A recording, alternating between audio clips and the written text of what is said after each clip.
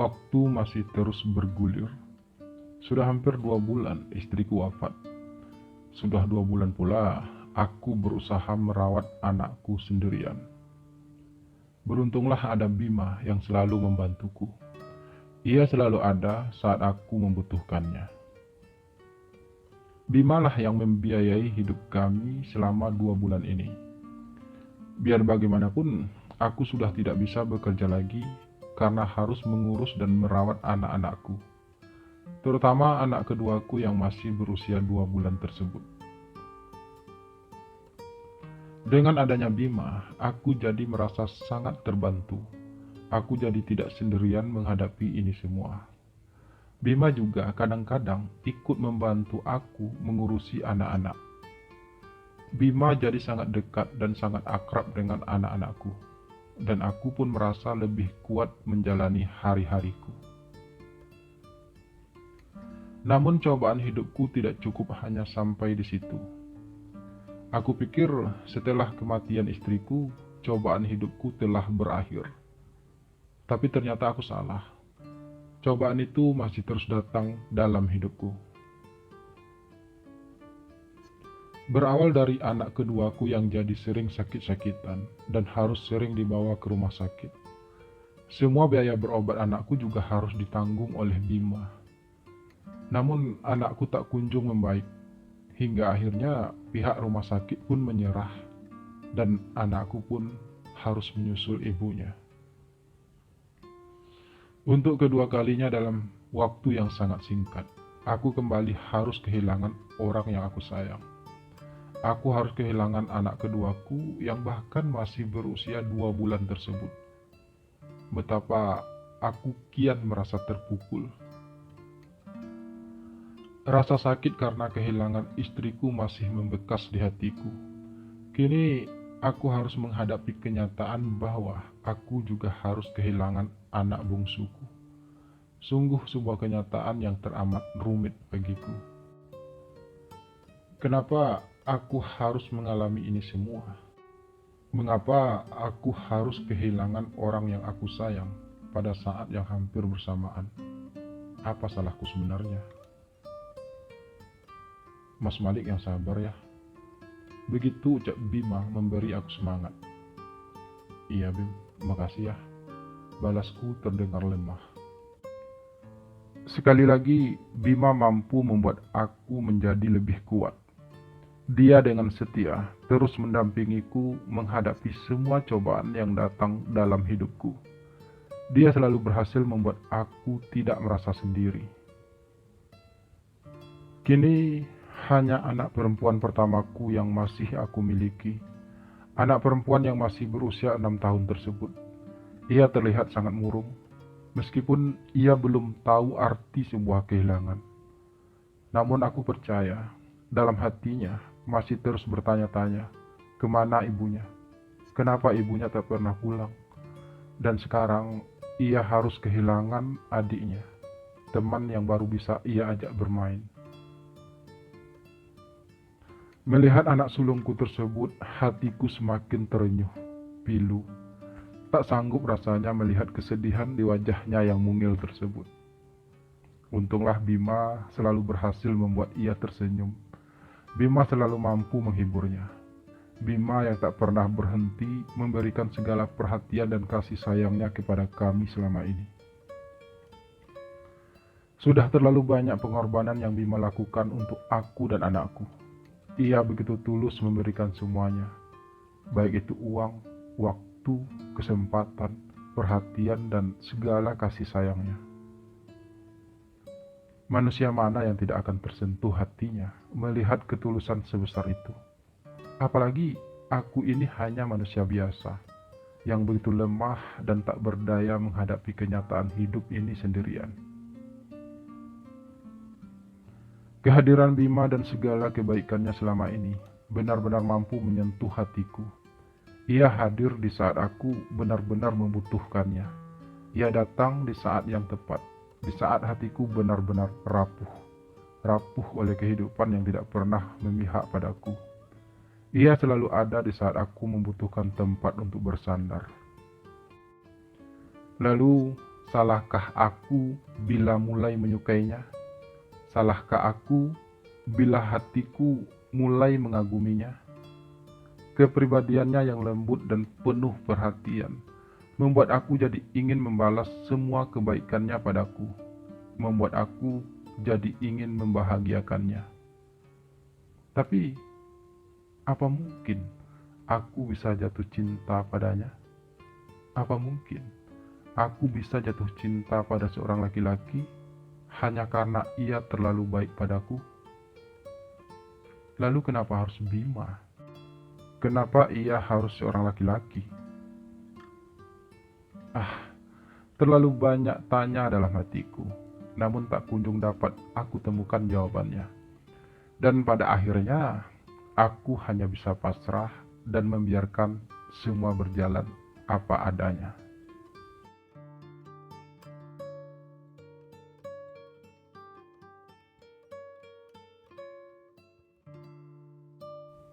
Waktu pun terus berputar, tanpa bisa dicegah ataupun dipacu. Aku mulai belajar untuk merelakan segalanya. Aku mencoba bertahan, meski hatiku terasa begitu rapuh. Anak perempuanku satu-satunya itulah yang membuat aku tetap kuat. Apalagi sekarang ia harus mulai masuk sekolah. Hidup harus tetap berjalan, hidup harus tetap berputar. Dan demi anakku, aku harus tetap berjuang. Aku mengantar anakku ke sekolah sambil aku mulai berkeliling berjualan sayuran. Sepulang berjualan, aku pun menjemput anakku ke sekolah. Begitulah rutinitas yang aku lakukan saat ini. Bima masih sering mengunjungi kami. Ia bahkan beberapa kali harus menginap di rumah kami atas permintaan anakku. Aku juga tidak bisa mengabaikan kehadiran Bima dalam hidupku. Biar bagaimanapun, aku sudah berhutang sangat banyak padanya. Terima kasih banyak ya Bim. Kamu benar-benar bagai dewa dalam hidupku. Ucapku suatu malam ketika untuk kesekian kalinya Bima menginap lagi di rumah kami. Saat itu anakku sudah tertidur. Udah, santai aja mas. Seperti yang aku katakan dari awal, Mas Malik gak usah merasa berhutang budi padaku. Aku melakukan semuanya tulus kok. Balas Bima. Aku bukan hanya berhutang budi sama kamu Bim. Aku juga berhutang uang yang sangat banyak. Dan aku tidak akan pernah mampu membayarnya. Ucapku lagi. Aku sudah tidak menganggap semua itu sebagai hutang mas. Aku sudah mengikhlaskannya. Biar bagaimanapun, keluarga Mas Malik memang sangat membutuhkan bantuan. Jadi udah sewajarnya aku melakukan itu semua. Dan Mas Malik jangan menganggapnya sebagai hutang. Balas Bima terdengar tulus. Lalu bagaimana dengan kamu sendiri Bim? Apa kamu tidak menyesal dengan semua ini? Sementara aku tahu kalau kamu sangat mencintaiku. Namun sampai saat ini, kamu belum mendapatkan apapun dariku. Aku berucap lagi. Ya, mau gimana lagi mas? Aku gak mungkin memaksa mas untuk jatuh cinta padaku. Aku juga cukup sadar diri kok. Bagiku, yang penting, mas dan anak mas tetap bisa bahagia, tetap bisa melanjutkan hidup ini.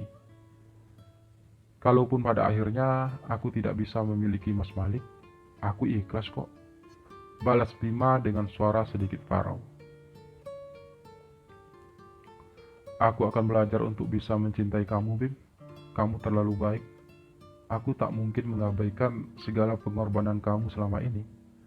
Hanya saja, mungkin aku butuh waktu. Ucapku kemudian. Aku akan sabar menunggu, Mas. Balas Bima pelan.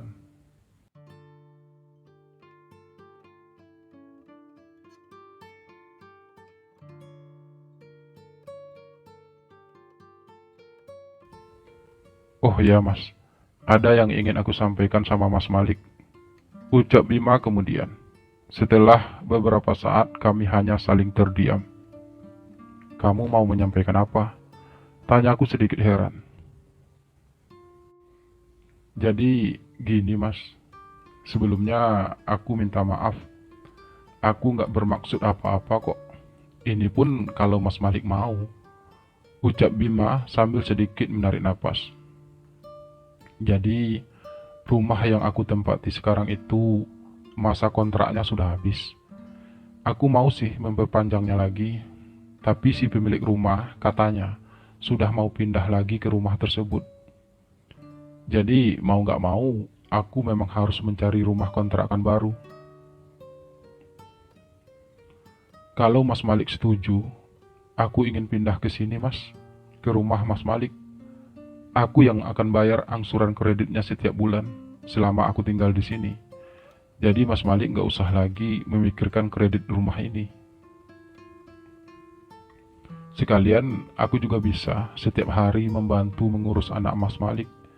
Saya juga akan menanggung biaya sekolah anak Mas Malik dan biaya lainnya. Jelas Bima panjang lebar. Aku sih setuju aja, Bim. Malah aku senang kalau kamu mau tinggal bersama kami. Tapi, apa itu nggak terlalu merepotkan kamu? Balasku. Ya, nggak merepotkan lah, Mas. Aku juga sudah terlanjur sayang sama anak Mas Malik. Lagi pula, dengan begitu, aku jadi bisa bertemu Mas Malik setiap harinya. Ucap Bima membalas. Lalu bagaimana dengan anak-anakmu sendiri, Bim? Apa kamu tidak kangen sama mereka? Aku bertanya kembali, sekedar ingin tahu. Kebetulan aku memang punya jatah untuk bertemu anak-anakku sekali seminggu, Mas. Jadi biasanya setiap hari Minggu aku ngajak anak-anakku jalan-jalan. Lagi pula mereka masih punya ibu. Jadi ya kehadiranku mungkin tidak terlalu mereka butuhkan. Tapi sebagai seorang ayah, aku selalu berusaha untuk memenuhi kebutuhan mereka kok. Pertemuan kami sekali seminggu tersebut sudah cukup untuk membuat mereka merasa senang. Aku juga bisa menghubungi mereka kapan aja kalau aku lagi kangen sama mereka. Jelas Bima lagi. Oh, ya udah, terserah kamu aja, Bim. Kalau kamu memang mau tinggal di sini, ya nggak apa-apa. Saya setuju-setuju aja. Lagi pula, dengan begitu, mungkin aku akan lebih mudah untuk jatuh cinta sama kamu. Balasku akhirnya. Iya mas, aku juga berharap seperti itu. Dan nanti, kalau aku dan anak-anakku jalan-jalan, Mas Malik dan anak mas ikut ya, sama kami. Biar Mas Malik juga kenal sama anak-anakku. Ucap Bima kemudian. Oke Bim, kamu atur aja ya. Karena bagiku saat ini cuma kamu satu-satunya keluarga yang aku punya di sini, Bim. Jadi selama hal itu bisa membuat kamu senang, aku ikut aja. Balasku apa adanya.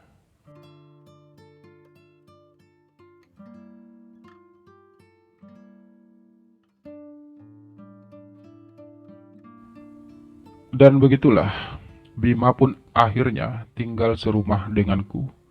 Dan hal itu cukup merubah segalanya. Rumah kami jadi lebih bersih dan rapi. Bima memang rajin membersihkan rumah. Ia juga rajin memasak, dan masakannya juga enak. Hidupku jadi punya warna kembali. Aku seakan menemukan kembali sosok seorang istri dalam rumahku. Bima juga semakin penuh perhatian terhadap aku dan anakku. Ia terlihat begitu tulus melakukan semua itu. Dan kian lama, hatiku pun kian tersentuh olehnya. Pada akhirnya, sekuat apapun aku menolak hadirnya rasa itu, sekuat itu pula rasa itu kian tumbuh di hatiku. Aku mulai terhanyut dengan perasaanku terhadap Bima. Dan harus aku akui, Bima berhasil membuat aku jatuh cinta padanya. Aku mau ngomong sesuatu sama kamu, Bim. Ucapku suatu malam. Ada apa, Mas? Tanya Bima santai. Sepertinya aku mulai jatuh cinta sama kamu, Bim. Aku tak bisa lagi membohongi hatiku sendiri kalau aku sangat menyayangimu. Apa kamu masih mau menjalin hubungan yang lebih serius denganku? Aku berujar dengan suara bergetar. Ya, pasti aku maulah, Mas. Bukankah dari awal memang itu tujuanku untuk mendekati Mas Malik? Balas Bima sambil tersenyum sumringah. Tapi Mas Malik serius kan? Bukan hanya karena kasihan kan? Lanjut Bima bertanya. Aku serius Bim. Aku benar-benar telah jatuh cinta sama kamu. Tapi aku juga nggak tahu harus ngapain untuk membuktikan itu semua. Ucapku membalas. Kalau memang Mas Malik juga mencintaiku dan aku juga mencintai Mas Malik, ya udah, mulai sekarang kita pacaran. Bima berucap sambil kembali tersenyum. Iya, terus apa sekarang? Kita harus ngapain? Aku bertanya dengan nada bodoh. Aku juga nggak tahu sih Mas. Aku juga belum pernah pacaran sama laki-laki sebelumnya. Tapi kita kan sama-sama sudah pernah menikah Mas. Kita harusnya tahu apa yang harus kita lakukan selanjutnya. Balas Bima. Iya sih, tapi kamu kan laki-laki. Aku juga laki-laki. Jadi gimana harusnya? Siapa yang akan menjadi ceweknya? Lagi-lagi aku bertanya dengan nada bodoh. Kalau untuk itu, Mas tenang aja. Aku memang belum pernah pacaran dengan laki-laki. Tapi aku tahu posisiku di mana. Balas Bima. Maksudnya? Aku bertanya dengan kening berkerut. Ya, Mas Malik anggap aja aku ini sebagai istri Mas Malik. Dan Mas Malik pasti tahu bagaimana memperlakukan seorang istri. Atau nanti kita sama-sama lihat videonya aja, gimana? Ucap Bima setengah ragu. Memang ada ya videonya? Tanyaku masih terdengar heran. Ya, pasti adalah Mas. Nanti saya coba cari ya. Balas Bima akhirnya.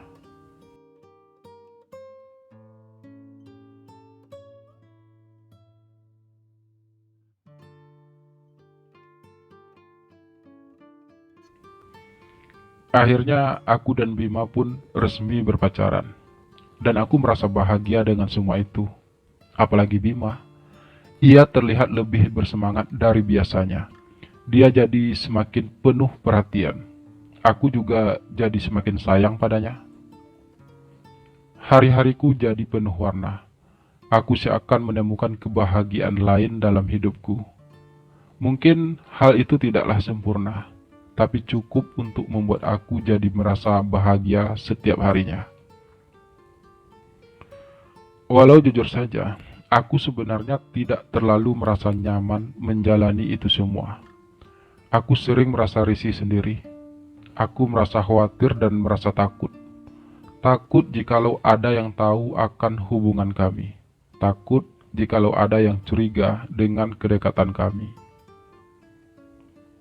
Aku juga merasa kurang nyaman karena kami tinggal bersama anakku. Aku takut kalau anakku suatu saat memergoki perbuatan kami.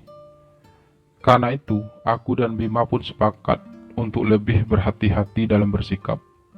Untuk lebih berhati-hati dalam mengumbar perasaan kami. Aku tidak ingin siapapun tahu tentang hubungan kami. Cukup hanya kami berdua saja yang tahu. Cukup hal itu hanya menjadi rahasia antara kami berdua. Dan aku tidak tahu akan sampai kapan hubungan kami akan bertahan. Meskipun kami saling cinta, namun aku menyadari sekali kalau semua itu adalah sebuah kesalahan. Dan aku tidak ingin selamanya hidup dalam kesalahan tersebut. Pada saatnya nanti, aku dan Bima memang harus saling melepaskan.